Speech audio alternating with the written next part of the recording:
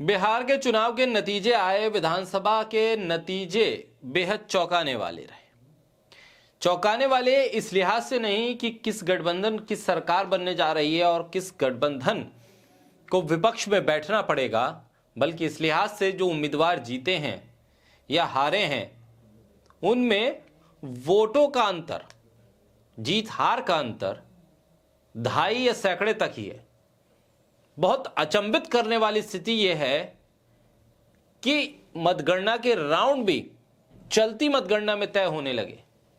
ऐसी स्थिति में चुनाव आयोग पर न सिर्फ संदेह है बल्कि संदेह का पूरा भरोसा भी है कि कहीं ना कहीं कुछ ना कुछ गड़बड़ जरूर हुई या करने की कोशिश की गई, और जब पकड़ लिया गया तो फिर हाथ खड़े करके उन उम्मीदवारों को विजयी घोषित कर दिया गया जो जीत चुके थे और उनका सर्टिफिकेट नहीं दिया जा रहा था। पश्चिमी चंपारण की चनपटिया सीट पर कांग्रेस के उम्मीदवार अभिषेक रंजन को जीत मिली।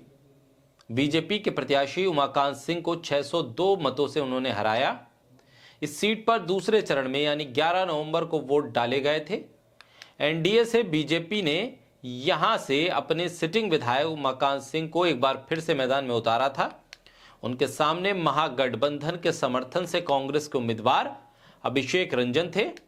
जन स्वराज से त्रिपुरारी तिवारी और मनीष कश्यप ने मुकाबले को त्रिकोणीय बनाया था। लगा था कि बीजेपी और कांग्रेस के लिए बहुत विकट स्थिति मनीष कश्यप पैदा कर देंगे, लेकिन बीजेपी को नुकसान हो गया। मनीष कश्यप को जो वोट मिला वो जीत हार का जो अंतर था कांग्रेस और बीजेपी के बीच का, उससे ज्यादा था। यानी कि अगर मनीष कश्यप मैदान में नहीं होते तो शायद ये सीट बीजेपी के पास चली जाती। लेकिन जो जीत हार का अंतर था, जो सिर्फ 600 वोटों के आसपास का, उस अंतर में भी झोल करने की कोशिश हुई, उसमें भी तिकड़म भिड़ाने की कोशिश हुई। इस तिकड़म पर मनीष तिवारी नाम के ट्विटर हैंडल से लिखा गया कि ये चनपटिया से कांग्रेस उम्मीदवार अभिषेक रंजन है। उन्होंने चुनाव आयोग की वेबसाइट से मतगणना के दौरान 24वें राउंड की जब काउंटिंग चल रही थी उस वक्त का स्क्रीनशॉट उन्होंने डाला। 24वें राउंड की स्क्रीनशॉट का एक फोटो था, एक तस्वीर थी, उसके बराबर में अचानक से 25वें राउंड की भी थी। उन्होंने लिखा कि जब काउंटिंग शुरू हुई तो वहां 24 राउंड की मतगणना थी, सिर्फ 24 राउंड होने थे और 24वें राउंड में कांग्रेस के उम्मीदवार आगे निकल गए थे, यानी जीत चुके थे, लेकिन घोषित नहीं किया गया था चुनाव आयोग की तरफ से। उन्होंने लिखा कि जैसे ही बीजेपी का उम्मीदवार हारा, वेबसाइट पर अचानक से 25वां राउंड लिख दिया गया। अब ये 25वां राउंड कहां से आया? मतगणना की शुरुआत में ही 24 राउंड थे, ईवीएम उसी हिसाब से डिवाइडेड थी, ईवीएम उसी हिसाब से खुलनी थी। अचानक से 24 राउंड पूरे होने के बाद जब 24 वहां लिखा आ रहा था, कांग्रेस जीत चुकी थी, सर्टिफिकेट आप दे नहीं रहे थे, अचानक 25वां राउंड कहां से आया? अगर ये 25वां राउंड आ गया तो इस 25वें राउंड के लिए मशीनें कौन लेके आ रहा था? कहां से आने वाली थी? कितनी मशीनें थी? विधानसभा के किस पोलिंग बूथ की ये मशीनें थी? इसकी जानकारी भी तो चुनाव आयोग को देनी चाहिए। इसीलिए यह भी लिखा गया कि ये 25वें राउंड की मशीनें ज्ञानेश कुमार खुद ला रहे हैं क्या? क्योंकि सवाल यह है कि कांग्रेस के उम्मीदवार को विजयी घोषित ना करना पड़े, इसके लिए देरी की जा रही थी। इंतजार किया जा रहा था कि कुछ ना कुछ तिकड़म भिड़ा ली जाए। 500-600 वोटों का अंतर है, कोई एक मशीन कहीं से लाकर खोल दी जाए और फिर बीजेपी विजयी।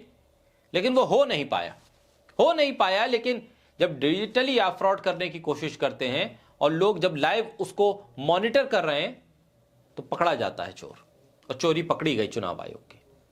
इस सीट पर चुनाव आयोग ने इसका ना तो स्पष्टीकरण दिया, ना ही गलती मानी, और ना ही यह कहा कि जो भी इसके लिए दोषी होगा या जो जिसकी वजह से ये तमाम अपडेट हो गई, गलत अपडेट हो गई, उस पर कार्रवाई करेंगे। बल्कि खामोशी आ गई। चुनाव आयोग तो वैसे भी खामोश रहता है।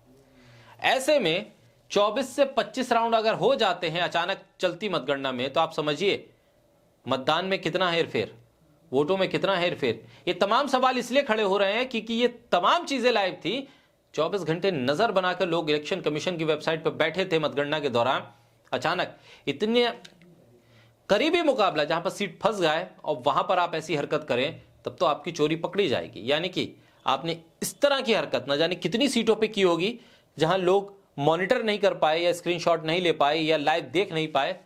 न जाने क्या स्थिति बनी होगी और कितनी सीटें ऐसी हैं जहां पर इस तरह से एक महागठबंधन के उम्मीदवार को हराकर एनडीए के उम्मीदवार को जितवा दिया गया होगा। बहरहाल इस सीट पर कांग्रेस ने बाजी मार ली, हालांकि कम मार्जिन से यह सीट जीती, लेकिन फिर भी जीत तो जीत है, लिहाजा कांग्रेस के खाते में एक सीट बढ़ गई।